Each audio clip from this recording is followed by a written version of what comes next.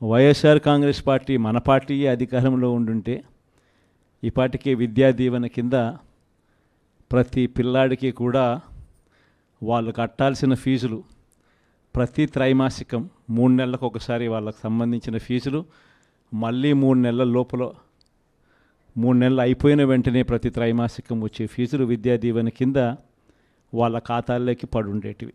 వసతి దీవెన డబ్బులు కూడా పడుండేటివి. మత్స్యకార భరోసా కూడా పడుండేటిది. వాహన మిత్ర కూడా పడుండేది. చేనేతలకు నేతన్న నేస్తం కూడా ఈ పార్టీకే పడి ఉండేది. ఇది మన 5 ఏళ్ల చరిత్ర చూస్తే ప్రతి సంవత్సరం మనం ఈ ఆగస్టు నెలాఖరు లోపల ఇవన్నీ కూడా రొటీన్గా సాదాసీదాగా మామూలుగా ఎవరు చుట్టూ తిరగాల్సిన అవసరం లేకుండా మామూలుగా జరుగుతూ పోయేటివి.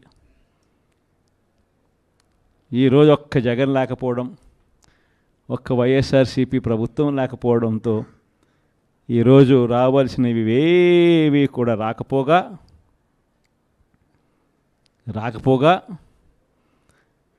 ఇంటికే వచ్చి తలుపు తట్టి చిక్కటి చిరునవ్వుతో ఇచ్చే పరిస్థితులు కూడా పోయింది.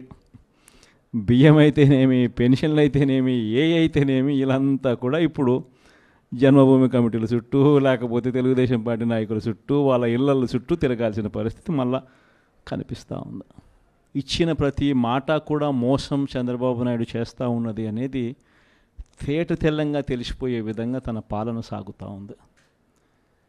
ప్రతి అడుగులోనూ మోసమే కనిపిస్తూ ఉంది.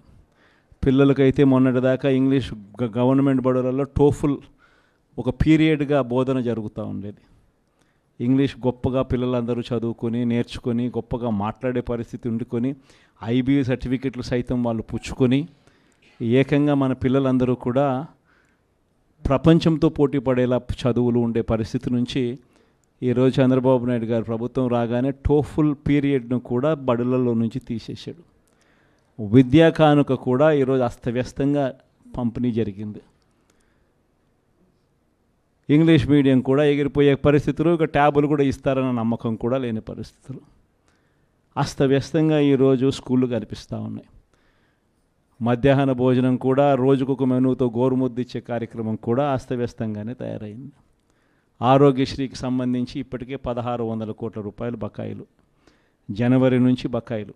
మామూలుగా జనవరిలో ఏదైనా బిల్స్ జనరేట్ అయితే ఫిబ్రవరిలో బిల్స్ ప్రాసెస్ చేసి మార్చిలో మామూలుగా బిల్స్ ఇచ్చేస్తాం. అంతకన్నా ఎప్పుడు డిలే ఎప్పుడు ఉండదు. కానీ మార్చిలో కోడ్ వచ్చింది. కోడ్ వచ్చిన వెంటనే బిల్స్ అన్నీ పూర్తిగా ఇవ్వడం మానేసినారు.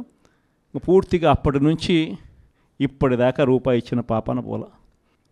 ప్రతిదీ కూడా వ్యవసాయం అయితేనేమి, హెల్త్ అయితేనేమి, ఎడ్యుకేషన్ అయితేనేమి, గవర్నెన్స్ అయితేనేమి, డెలివరీ అయితేనేమి, ఇంటికే వచ్చి డెలివరీ అయితేనేమి అన్నీ కూడా అస్తవ్యస్తంగా కనిపిస్తూ ఉన్నాయి.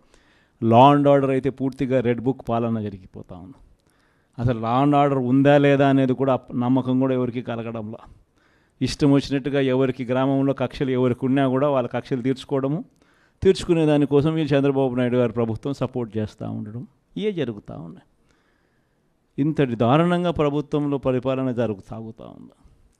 కాబట్టి ఈ 5 ఏళ్ళు నేను ఒకటే మీ అందరికీ కూడా చెప్తా ఉన్నా. ఈ 5 ఏళ్ళు నేను కష్టాలు ఉండవు అని చెప్పను, కష్టాలు ఉంటాయి. మనం విపరీతంగా వాళ్ళు హెరాస్మెంట్ కూడా చేస్తారు, అది కూడా నేను చెప్తా ఉన్నా ఉంటాయి, కాదని నేను అనడంలా. ఇన్ఫ్యాక్ట్ నా పరిస్థితి మీ అందరికీ కూడా తెలిసే ఉంటుంది. 16 నెలలు నన్ను జైల్లో కూడా పెట్టినారు. కష్టాలు ఉండవని నేను చెప్పను, అటువంటి కష్టాలు కూడా నేను చూసిన. కానీ ఏమైంది, కష్టాలు అనేవి ఎప్పుడు ఎల్లకాలం ఉండవు. ఒక చీకటి వచ్చిన తర్వాత వెలుతురు రావడం అన్నది దేవుడు క్రియేట్ చేసిన సృష్టిలో ఖచ్చితంగా జరగాల్సిన కార్యక్రమం. కాబట్టి కష్టాలు ఎక్కువ రోజులు ఉండవు. ఒక రాత్రి వచ్చిన తర్వాత ఒక పగలు రాక తప్పదు. ఈ 5 ఏళ్ళు కూడా కన్ను మూసుకుంటే అయిపోతుంది.